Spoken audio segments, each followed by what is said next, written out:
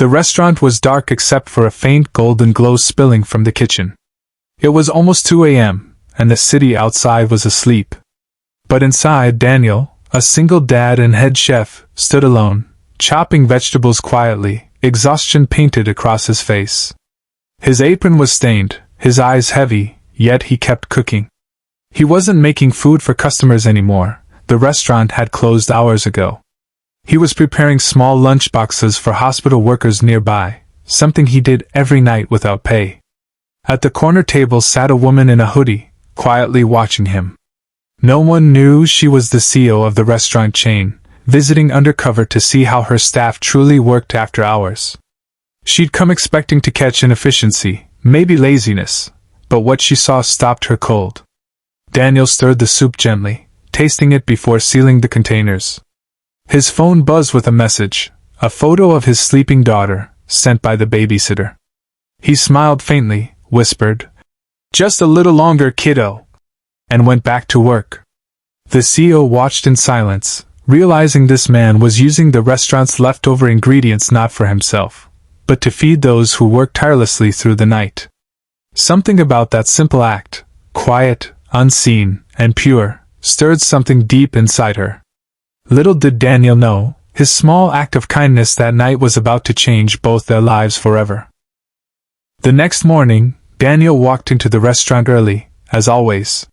He didn't notice the same woman from last night, now dressed sharply, standing near the front desk. "Good morning," she said with a polite smile. He nodded, tying his apron. "Morning, ma'am. Are you the new manager?" "Something like that," she replied, her tone calm but curious. "I saw you working late last night." Daniel froze for a second, his knife halfway through a tomato. I was just cleaning up," he lied softly. She smiled faintly. "You were cooking? For hospital workers?" He looked down, embarrassed. "Yeah. I use whatever leftovers we have. They work all night saving lives. I just cook." "Do you get paid for it?" she asked gently. He shook his head. "No, but that's not why I do it." The woman's eyes softened. "You're a single dad, right?" Daniel looked up, surprised. "How did you?" "I read your employee file," she admitted. "And I'm not just a manager, Daniel. I'm Laura Bennett, CEO of this restaurant chain." He blinked, stunned into silence. Laura continued, her voice filled with emotion. "I came last night because I wanted to see what happens after closing. I expected to find waste or laziness. Instead, I found you, turning leftovers into kindness." Daniel's throat tightened. "I didn't mean to break any rules." Laura smiled through tears. "You didn't. You reminded me why I started this company in the first place." She took a deep breath. "From today, those meals will be funded by us, officially. And I want you to lead the program." Daniel's eyes widened, disbelief flooding in. His small, selfless routine had just become something far bigger than he'd ever imagined. Daniel could hardly believe what had happened. Overnight, he went from a quiet chef working late hours to the head of a new company initiative called Meals That Heal. The idea was simple. Every restaurant in the chain would donate fresh meals to local hospitals, shelters, and emergency staff. And Daniel would train the teams. At first, it felt like a dream come true.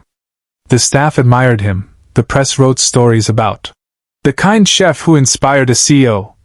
And even his daughter, Emma, couldn't stop smiling. But soon, the pressure began to mount. Managing kitchens across cities meant long nights and little time with Emma. Critics claimed it was just corporate PR, and some co-workers whispered that Daniel didn't deserve his sudden promotion. One evening, as he sat at his kitchen table helping Emma with homework, she looked up and said quietly, "Daddy, are you still cooking for the hospital people?" He hesitated. "Not as much now, sweetheart.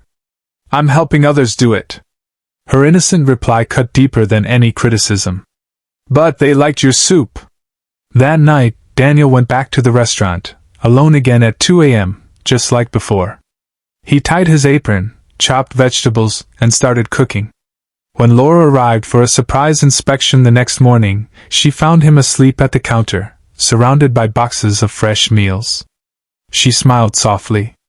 "Even when the world's watching, you still do it from the heart," she whispered. That moment reminded her, true leadership doesn't come from titles or money. It comes from humility. A month later, Daniel stood on a small stage at the company's annual event, hands trembling, voice shaking. He was never one for speeches, but today was different. Behind him flashed a slideshow of volunteers, hospitals, and smiling faces across the country. Meals That Heal had grown from one late-night act of kindness into a nationwide movement. Laura stood in the front row, her eyes glistening with pride. Daniel took a deep breath. "I never meant for any of this to happen," he began. "I was just a dad trying to do the right thing. I didn't have much to give, except food and a little bit of love." The audience went silent. "My daughter once asked if I still cook for the hospital people," he continued, smiling softly. "So this morning, before coming here, we made soup together." She said it's her turn now. Laughter and tears filled the room. Laura stepped forward, joining him on stage. "What Daniel doesn't know," she said with emotion, "is that this program inspired other CEOs, across industries, to start their own community kitchens. Because of one man's compassion, thousands are fed every night." Daniel looked down, humbled. "I didn't do it alone," he whispered. Laura smiled. "No, but you started it." As applause filled the hall, Daniel spotted Emma in the crowd, waving proudly, eyes shining. In that moment, he realized something profound. Sometimes the smallest act of goodness, done quietly in the dark, can light up the world in ways you'll never see coming. And all it took was cooking at 2 a.m.